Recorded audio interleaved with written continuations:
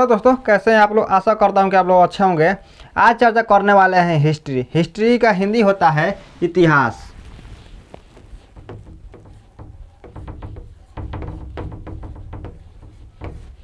History का हिंदी होता है इतिहास।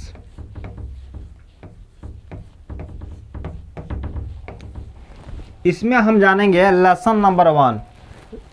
लेसन का नाम होगा प्रथम नगरों की कहानी और हड़प्पा और पुरातत्व।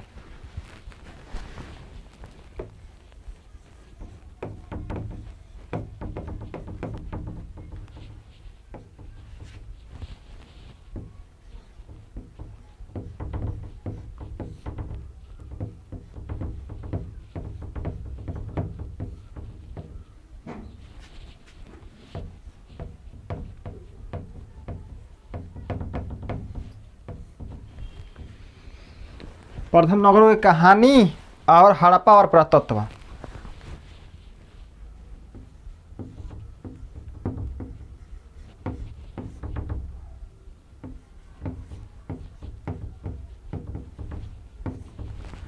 हमारा हिस्ट्री चालू होने से पहले लेसन हमारा होगा प्रथम नगरों की कहानी और हड़प्पा और पुरातत्व। इसके बारे में हम समझेंगे कि सबसे पहले हम समझने का प्रयास करेंगे इतिहास कहते किसे हैं, इतिहास की उत्पत्ति कैसे हुई, इतिहास के जनक कौन है। और उसके बाद से हम समझेंगे हमारे इसमें चैप्टर होगा पहला प्रथम नगरों की कहानी और हड़प्पा और पुरातत्व किसे कहते हैं, इसका अर्थ क्या होता है, इसका मतलब क्या होता है, हम इस वीडियो में आप लोगों को बताने वाले हैं। तो सबसे पहले हम समझते हैं इतिहास। इंग्लिश में बोलेंगे तो हिस्ट्री होगा, हिंदी बोलेंगे तो इतिहास होगा। तो इतिहास हम किसे कहते हैं। देखिए, इतिहास शब्द की उत्पत्ति संस्कृत के 3 शब्दों से मिलकर हुई है। जैसे हमने लिखा इतिहास, इतिहास लिखा तो देखिए इसको 3 खंड में बांट देना है। क्या करना है, 3 खंडों में बांटना है। अब आप लोग पूछेगा कैसे बांटेंगे, तो देखिए इसको बांटना है तो इति को रखेंगे, ह को रखेंगे और स को रखेंगे। इसको हमने क्या किया, बांट दिया। जैसे हमने बांटा है इस तरह से, इति लिख देंगे, इति हो गया 1 नंबर। 2 नंबर में बांटेंगे ह, 3 नंबर में होगा आस। आस, इति, ह और आस। तो ह सबसे पहले हम समझेंगे कि इति का अर्थ क्या होता है, ह का अर्थ क्या होता है और आस का अर्थ क्या होता है। देखिए आप ध्यान से, तो इति, ह और आस। देखिए इति का अर्थ होता है जैसा हुआ वैसा ही। तो हमें लिख देते हैं जैसा हुआ वैसा ही।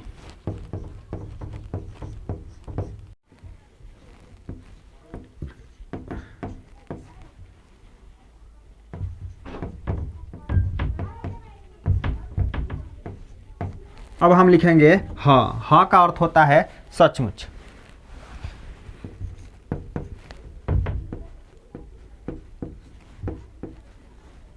सचमुच। और आस का, जैसे हमने लिखा है जो है ना अ है, तो इसे हम आस लिखते हैं। आस, आस का अर्थ होता है निरंतर रहना या ज्ञान होना। रहना या ज्ञान होना, ज्ञान होना। हमने तो जान लिया कि इतिहास कहते किसे हैं। अब हम जानेंगे इतिहास जानने का साधन। इतिहास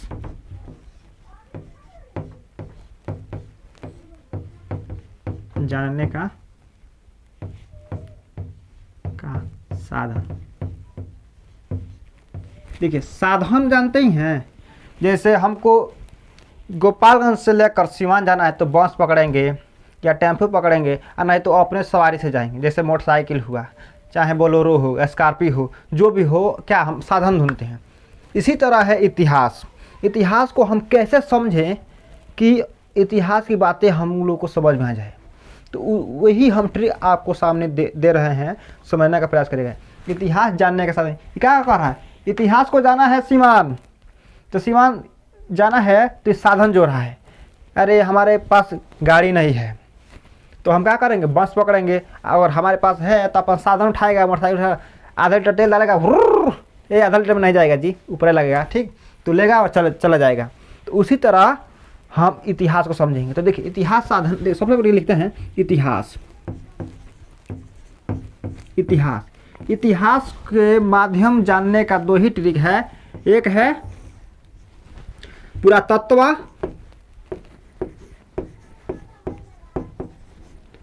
पुरातत्व, दूसरा है साहित्य।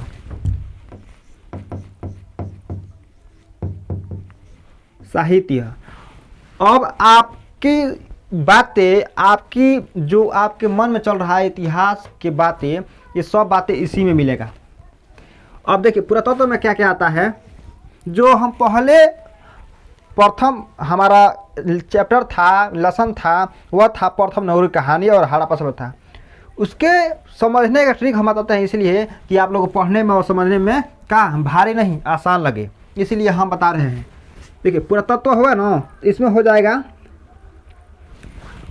जाएगा आप लोग को अभिलेख, सिक्के, स्मारक और चित्रकला। सबसे पहले हम लिखते हैं अभिलेख।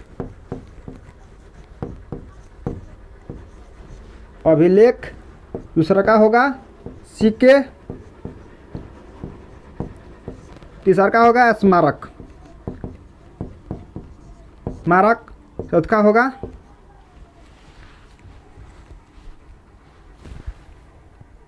चित्रकला।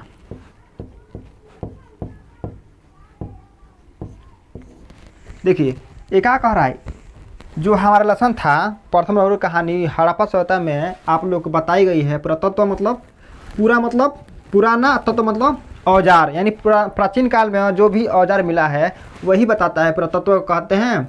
इतिहास तो हम बता ही दिए हैं।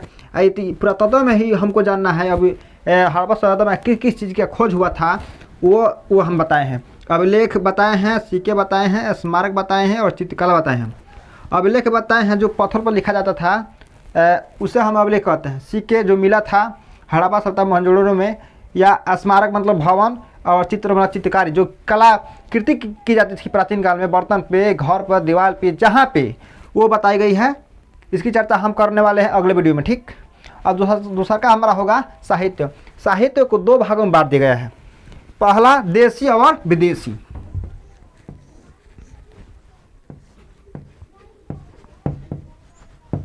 देशी विदेशी,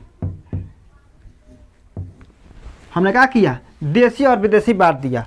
अब इसको हम क्या करेंगे, एगो धार्मिक में और एक गैर धार्मिक में बांट देंगे। देशी को क्या करेंगे, गैर धार्मिक,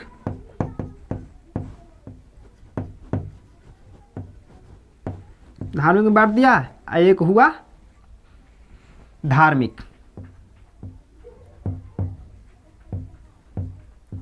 धार्मिक में बांट दिया। तो हम धार्मिक में जानेंगे ब्राह्मण धर्म, जैन धर्म,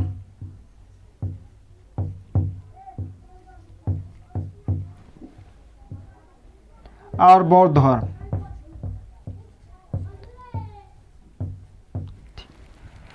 आप विदेश में हम जानेंगे, विदेश जैसे विदेश बोले हैं तो देश का मतलब होगा कि क्या, हम भारत में रह रहे हैं, अपने राज्य में रह रहे हैं, अपने देश में रह रहे हैं। बिहार हुआ, इंडिया हुआ, क्या हमारा देश है। अब इंडिया से बाहर जाएंगे तो क्या होगा, विदेश होगा। इससे हम विदेशी कहते हैं। विदेशी में जानेंगे यूनानी, चीन और अरबी रहते थे, इनके बारे में हम जानेंगे। यूनानी, अरबी और चीन, ये क्या थे, विदेशी थे। इसके बारे में हम जाना, और आने वाले वीडियो में आप लोग को पुरातत्व के बारे में समझाएंगे, और अभिलेख के बारे में समझाएंगे, और सिक्के के बारे में समझाएंगे, और स्मारक के बारे में समझाएंगे, और चित्रकला के बारे में समझाएंगे। और इसको क्या किया, इतिहास को दो भाग में बांट दिया, पुरातत्व और साहित्य। तो पुरातत्व में हमने समझा दिया, और साहित्य में हमने बता दिया देश। साहित्य को दो भाग में बांटा, देशी और विदेशी। देशी मतलब अपना देश हुआ, और विदेशी तो देशी में हमने लिख दिया गैर धार्मिक और धार्मिक। गैर मतलब कि जो मानने वाले नहीं हैं, जो नहीं मानते हैं। और धार्मिक में हो जाएगा हमें जो हम मानते हैं, ब्राह्मण धर्म को मानते हैं, जैन धर्म को मानते हैं, बौद्ध धर्म को मानते हैं, ठीक। ये आप लोगों को समझ में आया होगा। और विदेशी में हम बांट दिए हैं यूनानी, विदेशी हो जाए, ये सब का विदेशी था। यूनानी विदेशी था और भी था चीन, क्या ये हमारे देश में का है? नहीं है। समझ में आया ना?